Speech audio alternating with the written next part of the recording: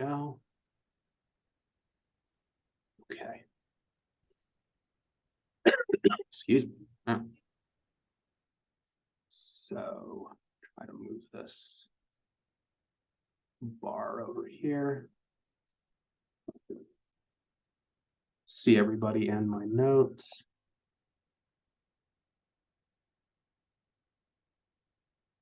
Okay, that'll work. All right, I have 2:03. I can start whenever you want. Okay, yeah, good on my end. So as long as you're ready, then we can go ahead and start. Okay. Hi, everybody. Thanks for joining us today. I want to see if I can display you all a little differently so I can see more of you here. These are intricacies of Zoom that still elude me after 2 years of this. But okay, so hi, I'm Dan Moseson. I use he, him pronouns. I am one of your graduate career coaches at the Career and Professional Development Center. And in this workshop, we're going to talk about resumes. Resume is a distinct document type from the CVs that you may be used to. I can take questions about that at any point, but I'll just do a little bit about that now. Resume comes from the French word for summary. The resume is a summary of relevant experience for a particular job application, and you're sort of explaining how your experiences are relevant. Whereas a CV, a curriculum vitae, is a list of basically everything that you have done in your academic life, teaching, research, study, etc., basically back to the beginning of college.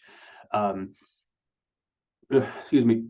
I am getting over a cold, so I'll be a little bit sniffly as we go, but could be worse. So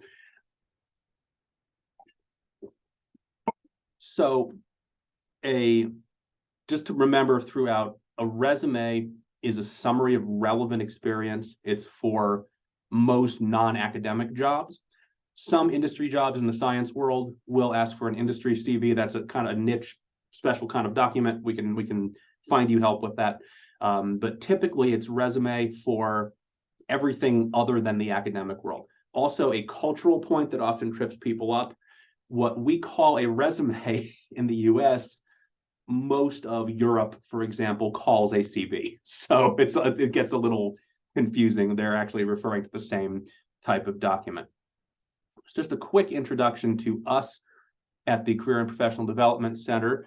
We offer a wide range of services to all of you for anywhere in the process from your getting started, just thinking about what type of career you might want, looking for options to explore things, whether you're making progress, you're in the middle of exploring things, you're developing resumes and cover letters and things, or you're finishing up, you've picked things to interview for, things to apply for, you're interviewing, you've gotten an offer, at your negotiating compensation even, or thinking you've been graduated for a year, up to 2 years, we can still help you, and you've been you're trying to think about your next step. We could even help you with that up to 2 years after graduation. So we have a number of resources across the bottom here, and then our contact information. Talk about that a little bit more at the end. So you can unmute or type in the chat, just a single word sum up. Excuse me. Where are you at with resumes, with developing one, or the concept of resumes, or running, screaming from the room when someone says the word resume? Any of those, you can put that in the chat or just unmute and say it.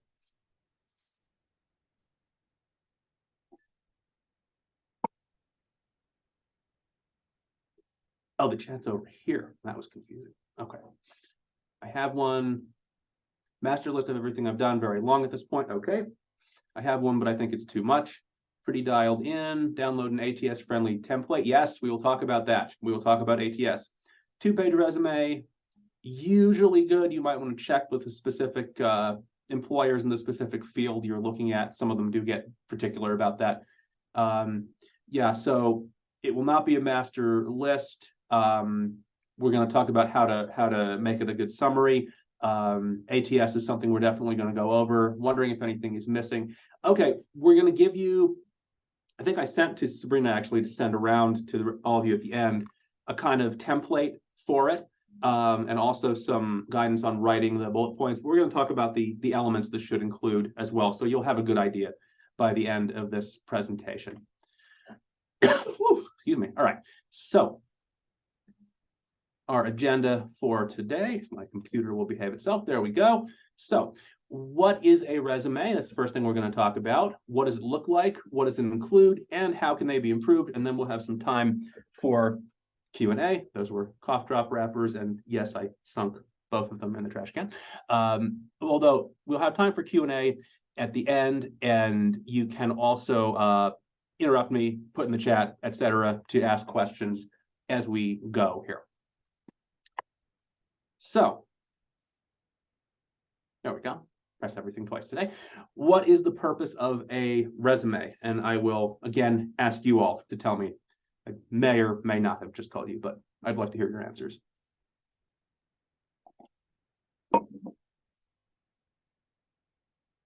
You can type in the chat, you can unmute and talk. Thank you. That is a big part of the answer, yes. Summary of relevant experience. Snapshot for a potential employer of your experience. Yeah, your experience and your accomplishments. We're going to get into that, but we focus heavily on accomplishments as opposed to job duties. And yeah, it's a snapshot of the part of your profile that is relevant to what you're applying for, or most relevant to what you're applying for. Anyone else before we move on?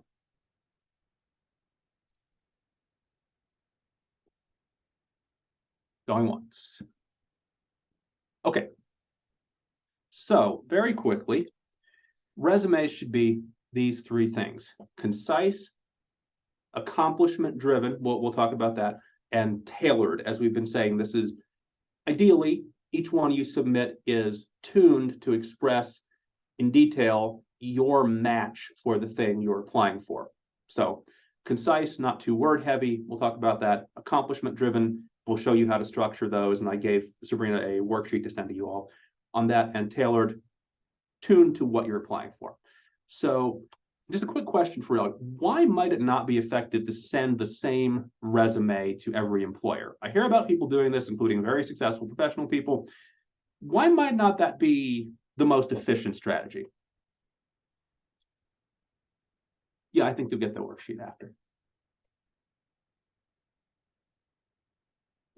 So why might it? Yes, that's a good answer. Job postings have different keywords, correct? I like that people came in with some pre-knowledge understanding of ATS and things like that, because those are very important things that we're gonna discuss. So any other thoughts about why you might not want to send the same resume to every employer?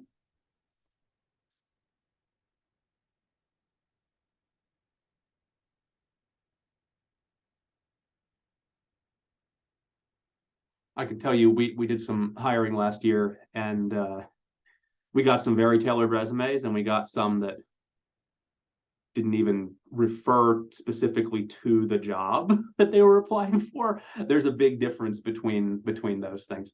So moving forward, better to highlight the skills that you have for that specific job versus the general list. Yes, exactly. Okay. So we call this activity log your strengths. And so before you start compiling your resume, it's important to have a good account of what you bring to the table, the skills and accomplishments that you offer an employer. So I think you all got that worksheet. If not, I can drag it into the chat right now. Sabrina, did that go around to folks on email?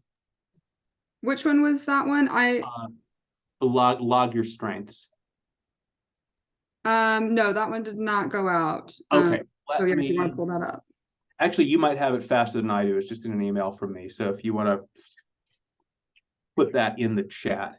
Okay, yes. Get going on that quick activity.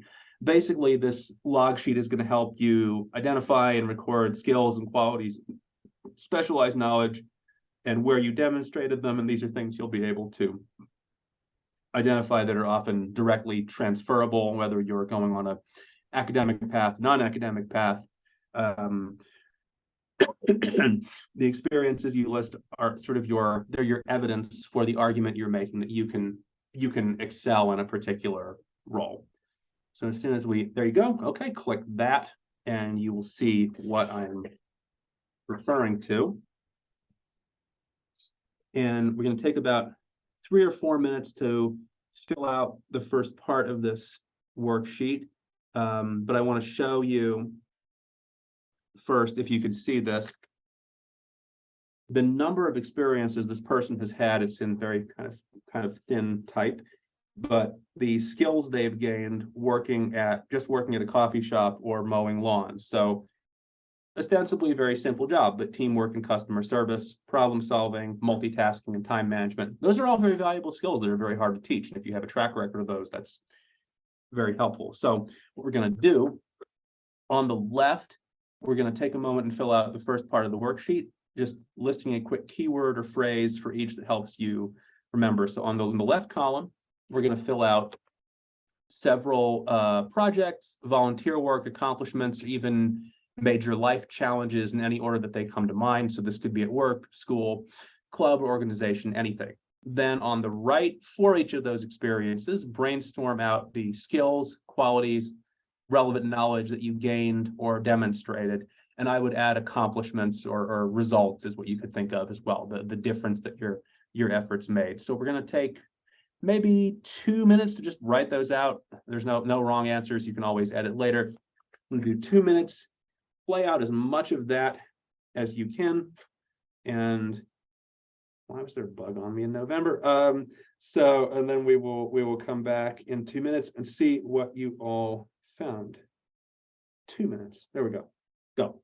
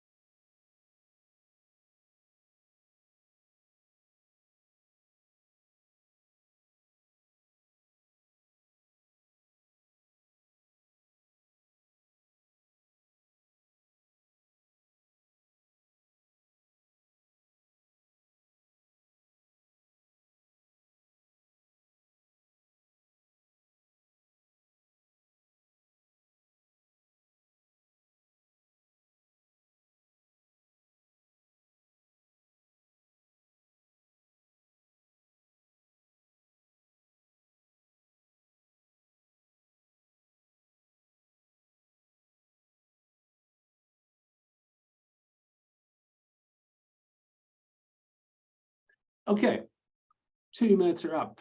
I need intrepid volunteers from the audience. What are your experiences and your strengths and accomplishments?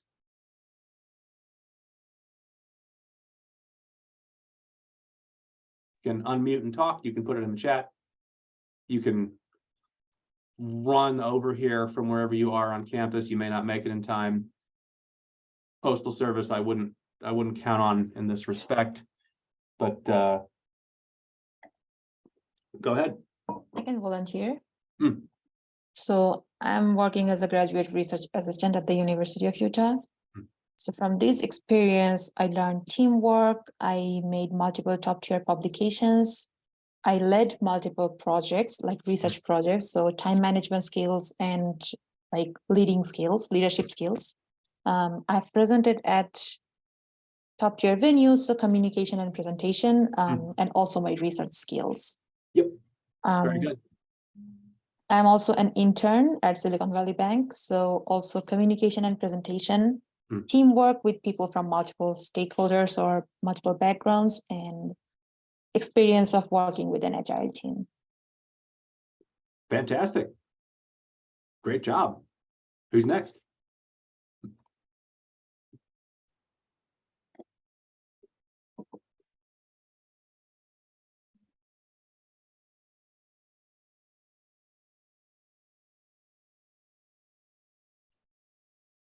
What you're doing there, by the way. Oh, sorry. Go ahead, Sabrina.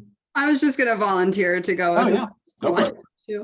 Well, so I am an events volunteer at the aquarium in my free time.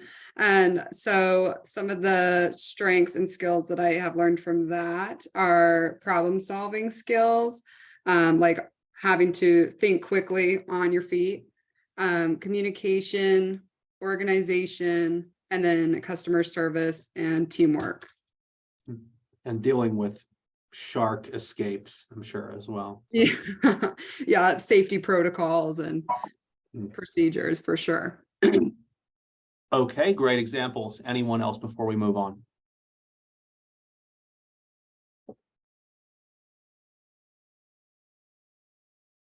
Okay, so moving to the first of those three attributes that we talked about, resume needs to be concise, i.e. not overly wordy, and this is a sort of writing idea, but as I'll show you, it's also a sort of visual idea. So if you can just tell me in the chat or unmute, which of these two resumes do you prefer? The right one. Okay, the right one.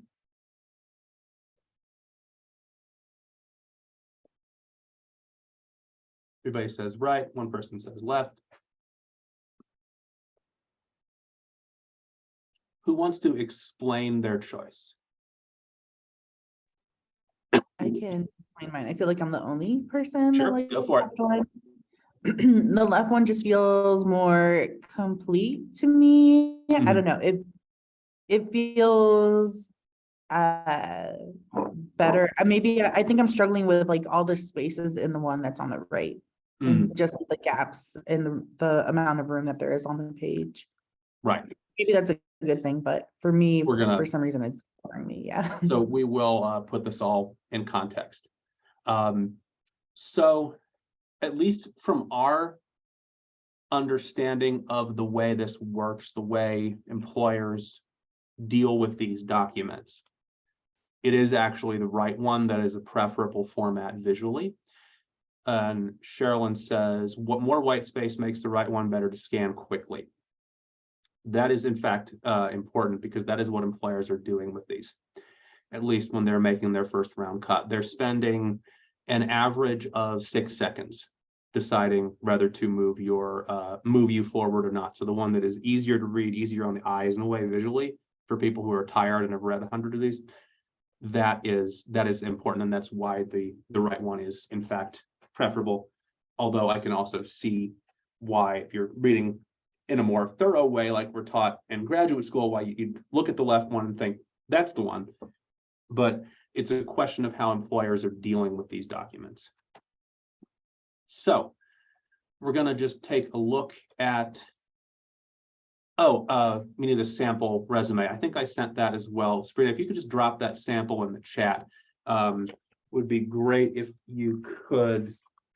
You guys take a couple. Oh, sorry, go ahead. Was that one the Word document? I believe so. It says Swoop Smith at the top, and Yeah. Swoop is the mascot hawk person.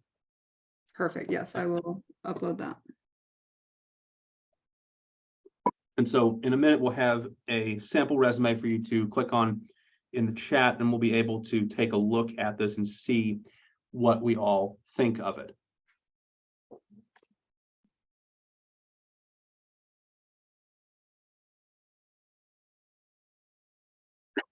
Excuse me.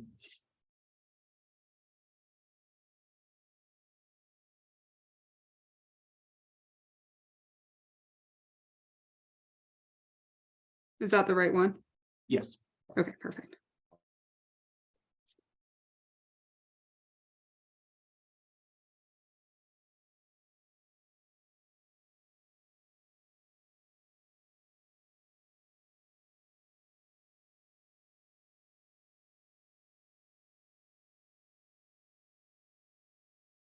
So I have a few questions for you all about this sample resume here. What do you think, first of all, of the heading, the sort of top of the document?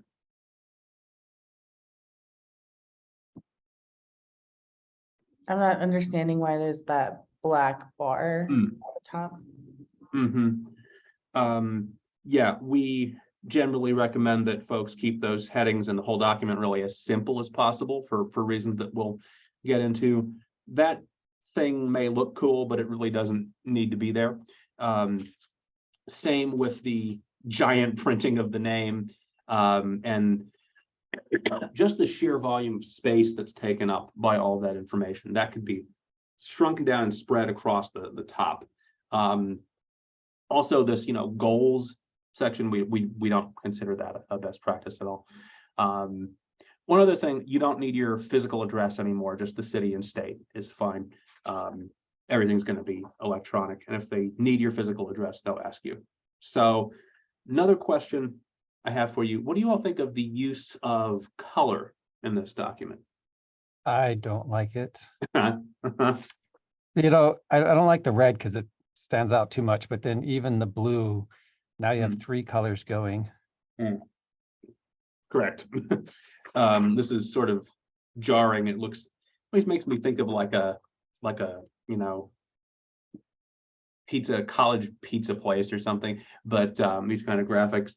But yeah, we generally don't recommend that people go crazy with color this way, because it's distracting from the real purpose of the document. It's just not necessary. Any other comments about formatting, font size, what the bullet points are, anything else like that? I think the description of skills is very wordy. Mm-hmm. Yeah, we have our target your document sheet, which you'll get after the workshop. That will help you narrow something like that down and fit it more precisely to whatever you might be applying for. So real quick, what I would change about this, they might be able to go a little bit wider on the margins, although I forget what our exact best practice for that is. Their bullet points could be better in ways that we'll get into. Their type for each heading is unnecessarily large, eating up a lot of space. And their activities section at the bottom on the second page, that can be treated as part of their experience section. It may be under volunteer experience or something like that, but it can be bulleted out, and they can talk about the transferable skills. Yeah, black and white usually looks more professional, Julia says, and that is correct. Okay. Section basics of the resume. So you have, as this document does communicate, you have your heading, although we want to change it, your education, which is present here, and where that falls on the document will depend on what you're applying for, basically how much they emphasize your degree. If it's very much emphasized, it may be near the top of the page, otherwise probably not. Experiences, professional and extracurricular, as they have here, you might want to have our fictional hawk person who's applying for work here might have a separate, they might turn activities into like leadership experiences or service or something like that and bullet it out. Optional additional sections are for a resume are going to be like honors and awards, maybe publications, depending if they're relevant to what you're applying for. But in any of those cases, same for like organizational roles, service in a professional organization or something, you want to be very clear about what you actually did and how it's relevant to what you're applying for. So we're going to talk a little bit about formatting, but we have a template for you that you can more or less follow when you're constructing your document, and you should be good. Few little basic recommendations that we consider to be best practices: 1/2 inch to 1 inch margins, 10 to 12 point type. Don't go crazy with fonts. Calibri, Arial, Helvetica, Times New Roman. Don't use templates, and we'll explain why in a moment. Susie says publications that include articles that discuss you or where you were featured. Oh, okay. So I was thinking more like academic publications, journal articles and things like that. If you're discussed in an article, that is something like a media piece that features you. That is something you might include on your LinkedIn page, actually. That's just something you could use to add some color to one of your entries on LinkedIn. Publications that you wrote, you can include them if they're relevant. But make sure it's clear what you did that was relevant. We'll get back to why we don't recommend templates in a little bit. Dan, So, I have a quick go question. ahead. So just because and you might be, I don't know if you talk about LinkedIn later, but since you just quickly mentioned it, from your experience, how often do you think employers are in fact looking at your LinkedIn? I would say approximately 100% of the time. Okay, just checking. Yeah, LinkedIn is a separate discussion. LinkedIn is basically a resume, but you can add more to it. You have more space, and you can add media and links to things, and you can also engage. And it's also a really, really excellent networking platform. So separate conversation, but very important. So is that clear? Good. Okay, cool.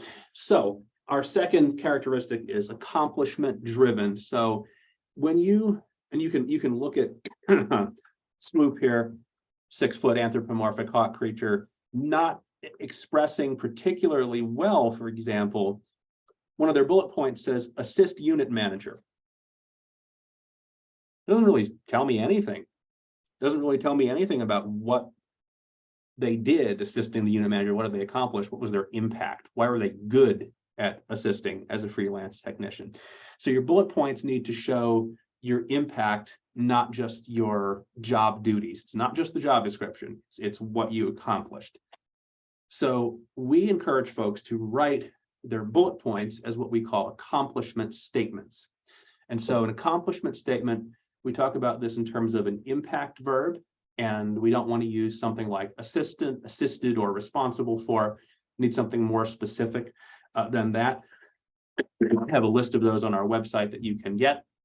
Then the task, what you did that you want to talk about, and the context, which is why were you doing this thing? How were you doing this thing? And what was the impact or the result? And so, for example, when I'm going over somebody's resume and they tell me about their research, that they found some scientific thing that I can't comprehend at all, because that's not my training. I always ask them, okay, what was this for? Why were you doing this? This small way that you moved technology or knowledge forward. Why were you doing it? What was it for? What can be done with this result, at least hypothetically? So we're going to compare two candidates and we will see which one you prefer. Which would you interview? Candidate 1 or candidate 2? You can unmute or type in the chat.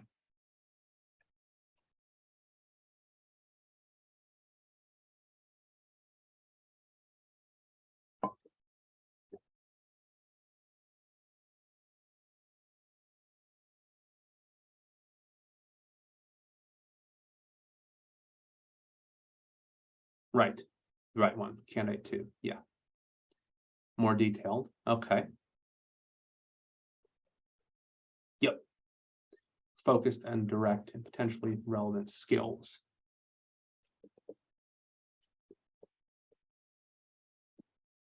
Okay, so according to our understanding of best practices, candidate 2 is the one who would be more likely to be interviewed, because notice, for example, assisted with scheduling appointments versus scheduled appointments for staff and students.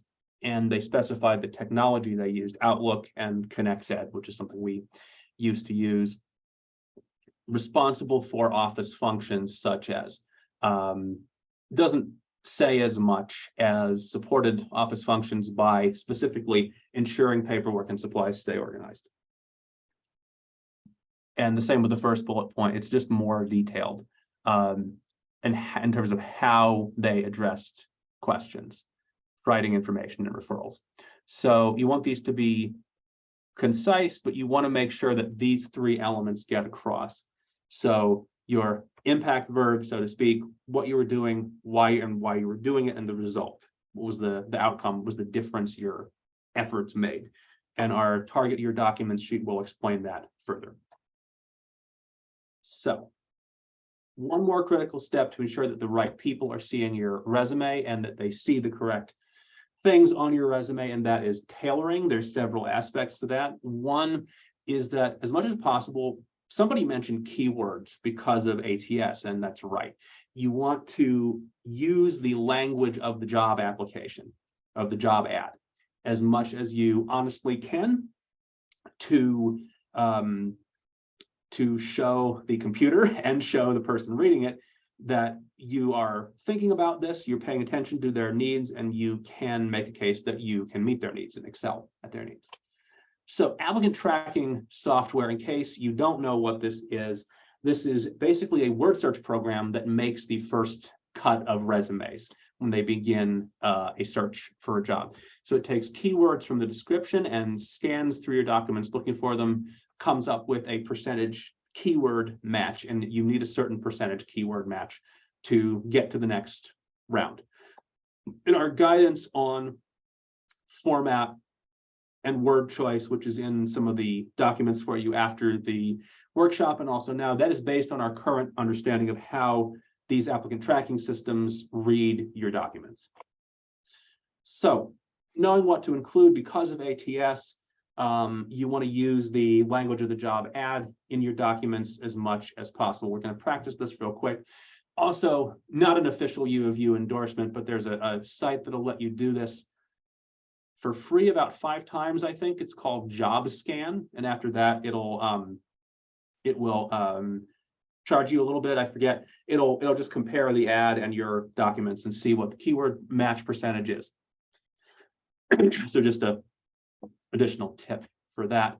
So we're going to these. Okay, these are a few lines from a job description. And based on these lines, what are the skills and keywords you should want to include on your resume?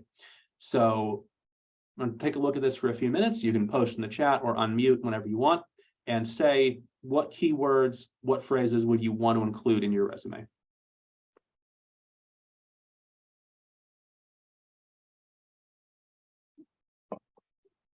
Content creation.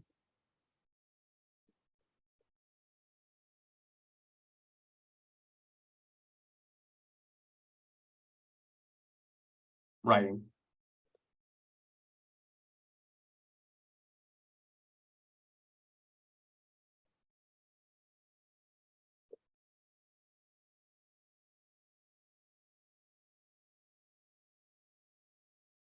Recruiting. Social media and communication.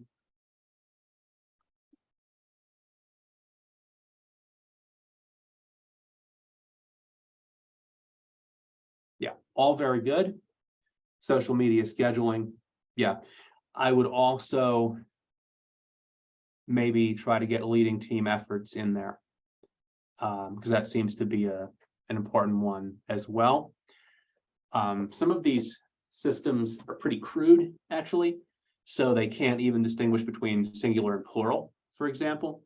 And now instead of writing, if you're going to refer to leading team efforts, for example, you might want to make sure you say leading team efforts and not even led team efforts, because the system might be that crude. It might recognize one and not the other. So yeah, use these as much as you honestly can. All right.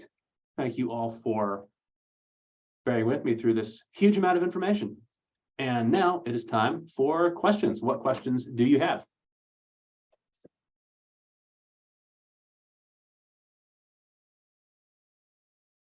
You can unmute and talk. You can type in the chat.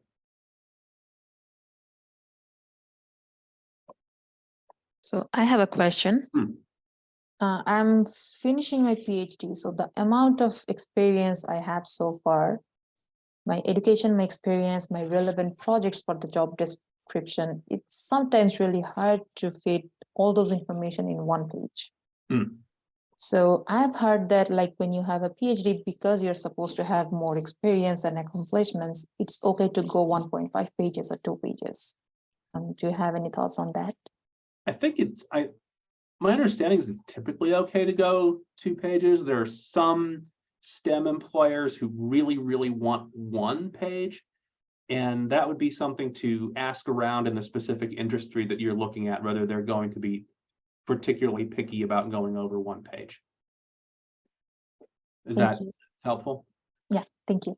Okay, sure.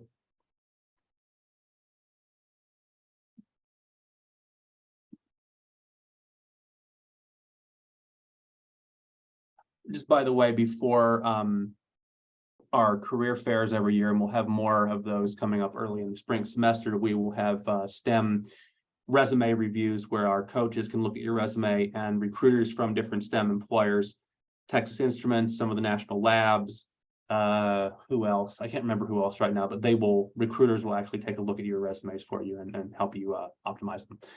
So Sherlin's asking, why avoid templates? Okay, 2 reasons. So templates can be difficult to edit, and you need to edit. Ideally, for every one of these that send out, you need to customize it to tailor to show your match for that specific opening for ATS purposes. Also, templates, remember that these ATS computers are really not very sophisticated, and templates often confuse them and will cause them to misread what you wrote. I've also had templates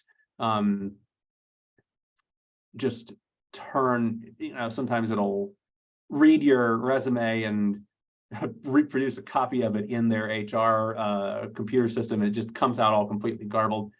That can happen without a template, actually. That's something you have to watch out for. So yeah, just avoid templates. They're going to create more problems for you than they solve in our estimation.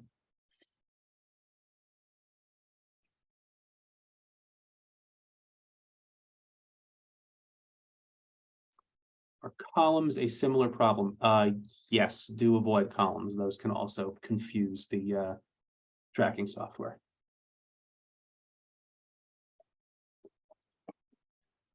Dan, are you guys, like the Career and Professional Development Center, do you guys often have one-on-one sessions with students to go over their resume individually, or do you recommend that they do that more on an industry level? So yeah, we can do that. You can basically, we have walk-in availability for resume reviews with our career development interns who are very well trained on these things. Not so much on the undergrad level, but on the grad level, I will, and my colleague Brianda as well, we will take a look at people's resumes and have an appointment about going over their resume with them. So what would be the process to take an appointment? The process to take an appointment, usually you would make an appointment with us through our website or through Handshake, which it will take you to. We're having some difficulty with Handshake right now. So for now, the best way, if you go in and say you can't see availability, yeah, careers.utah.edu, it's pretty quick from there.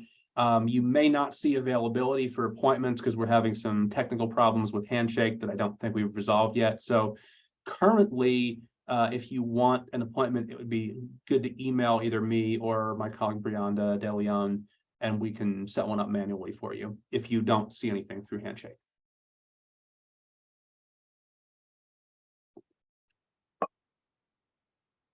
Okay, Tanner asks in the chat, I don't have real work experience in my field. Are there any tips for building a relevant resume based on university experiences?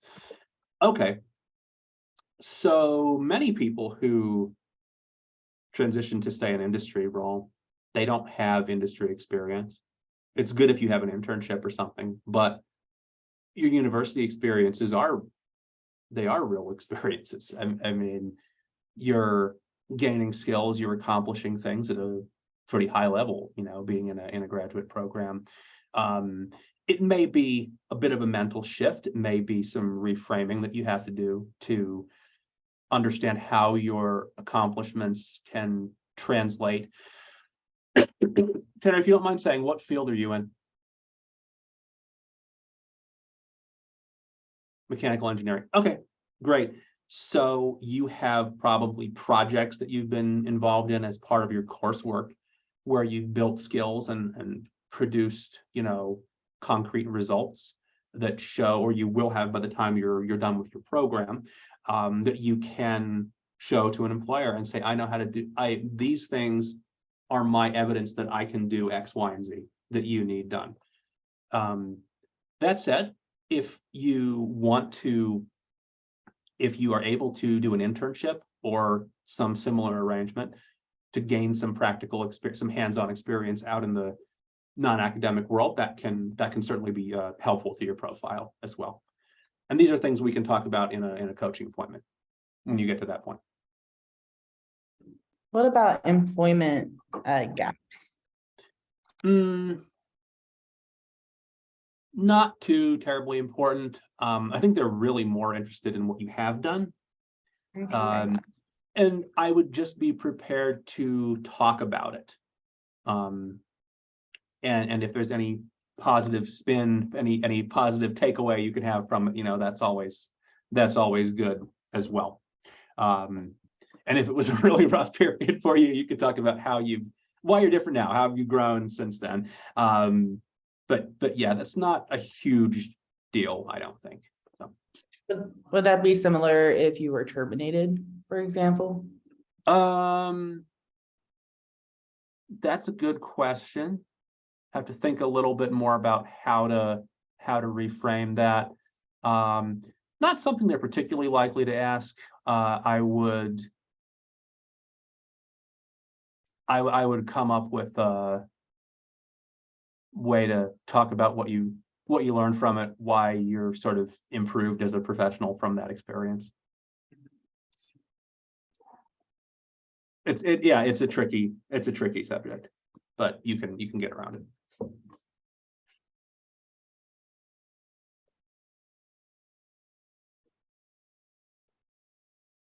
Okay, we have plenty of time for more questions.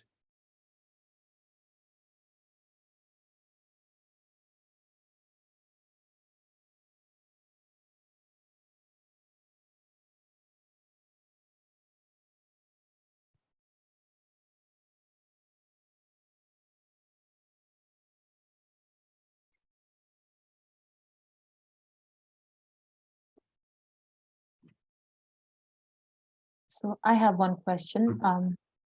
You mentioned about like additional sections. Mm. So if we have relevant awards or achievements that show something about those skills, say for instance, leadership, should we have them as a part of the employment description in those bullet points or a separate awards or achievements section? I think you can do a separate awards section, but do it like you would a piece of your professional experience. So list it and then bullet point, accomplishment statement, what you did in language that shows why it's relevant to the thing you're applying for.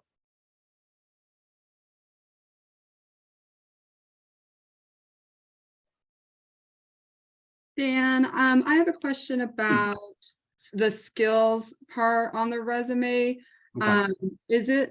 So can you talk a little bit about like the difference between like hard skills and soft skills, and like what should you have more of, or how would you approach the skills section? I would approach, well, I mean, not everyone does a skills section. Some people, especially depending on the industry, and these are like industry norms you can check into with your professional network. I mean, they can be a quick way to express a few highlights of your resume. Other people will just kind of use the experience section to show them how they actually take form in your accomplishments. What are the evidence that you have these skills? As far as soft skills versus hard skills go, it really depends what they're asking for.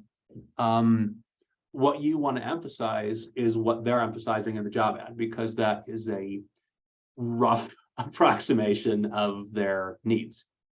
So if they list 6 different technical skills, yeah, I would try to have as many of those as possible. If interpersonal stuff, leadership and communication, if that's like the first thing they're referencing, I would, make sure that my documents clearly express that as a priority, whatever they make a priority.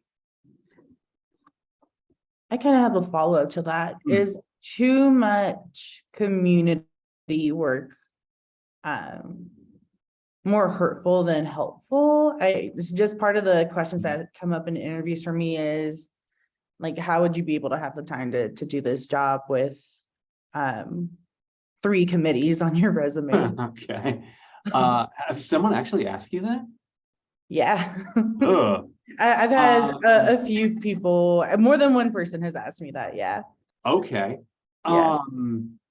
First thing that comes to mind is that you're doing a graduate program while doing all of those things. So, that's Yeah. pretty demanding. If that is a persistent problem, you might only talk about 2 of them or something. You talk about the 2 most relevant ones or the 1 most relevant one to whatever you're applying for. But I would also, how long have you been doing community things and professional or academic things?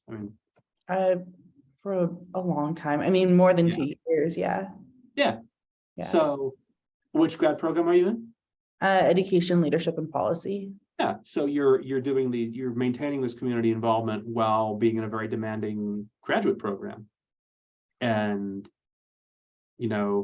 it's relevant to what you're doing. I'm sure it kind of feeds back into what you're doing and probably would with whatever you're doing after as well. Mhm. So I'm glad you're surprised because I'm surprised every single time. Like, Yeah. I thought this would be a good thing. I just can't imagine anyone caring. Like, what a weird, that's weird. Anyway, but it's weird. I've had employers ask me similar things too. That's really odd. They shouldn't. There's this sort of baseline assumption that you can do. I don't know. I just make sure it's really, if you put those things on your resume, make sure that it's clear how they're relevant to what you're doing, to what you're applying to do. Okay. That's a very odd question. My first was the first time I was like, because I have been, I just do it. I don't know. Yeah. Yeah, you can express confidence about that since you're already doing it. It's part of your track record that you've been doing this for a while. You've been keeping these balls in the air for, a couple of years or more.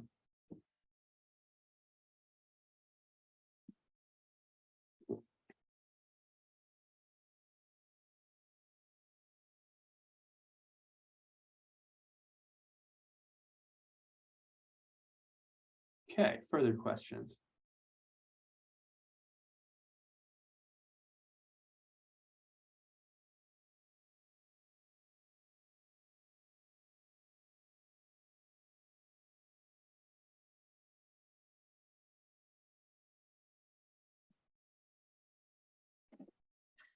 I was really curious about the ATS thing. I haven't heard of that before, but it makes sense. I get it. I've seen a lot in job postings where employers will like shorten, for example, like equity, diversity, inclusion gets shortened to EDI. And so within their resume, should we expand those words or should we shorten them if it's in line with the job posting? Yeah, you could do equity, diversity, and inclusion, parenthesis, EDI or something like that. Maybe you would just say EDI. If they're using EDI, I might not even take that level of a chance on the computer. If they say EDI, I would lean towards saying, express it the way they express it. Makes sense. Thank you. Sure.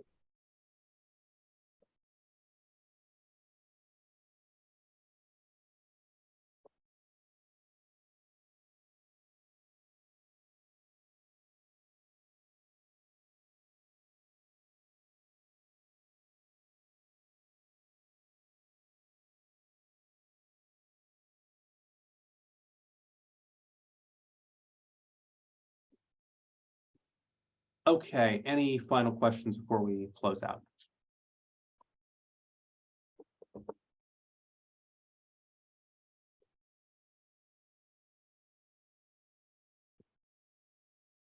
Okay, so action steps for you. You can finish filling out the Log Your Strengths worksheet.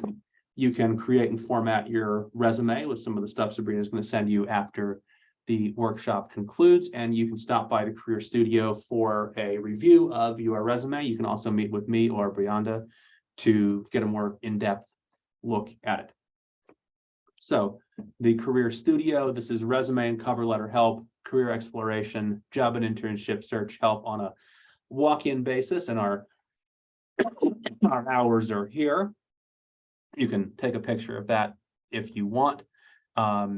We also have extended hours on Tuesdays, and we have live chat available with our career development interns. That'll appear on our website when you go there. And you can also make an appointment with a career coach. Again, we're having some difficulties with the handshake software right now. So if you can't get through that way, just email us and we will make you an appointment manually. So quick instructions for using Handshake when Handshake is operational. You can go through utah.joinhandshake.com. You can go through CIS, and they also have an app you can use. Look at various internship and job opportunities, view of what events we have coming up, career fairs and other things. Access many career resources, like lots of resources, and schedule appointments, again, when that is functional, which it is maybe not quite right now. So I have one more thing for you to do, which is to point your phone at this QR code here. And when you're able to fill out our assessment for this workshop, which helps us continually improve it. Give everybody a few seconds to do that and get that up in their browser. But generally, if there's no more questions, thanks a lot for having me. I hope this was helpful for you. I'm going to try to come to the GRADitude breakfast on Friday morning. How was the therapy dog event? It was really fantastic. I don't know if anyone that is in here right now was there yesterday, but it was great. The dogs were cuddly and adorable and very cute. And thank you for recommending Intermountain because they were great. Let the record reflect this was our idea from Yes. last spring, which they liked and copied, but you're welcome. Yes, you guys did it first, and we are very grateful because it went smoothly for us. Great. I'm really glad to hear that. I have 5 or so minutes. Any more questions from folks?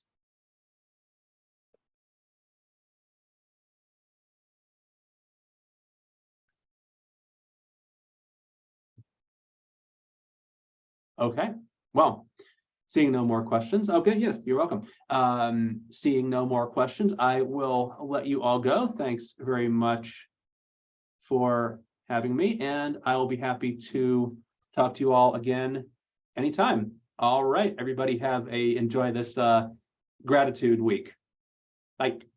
Thanks so much, Dan. Sure.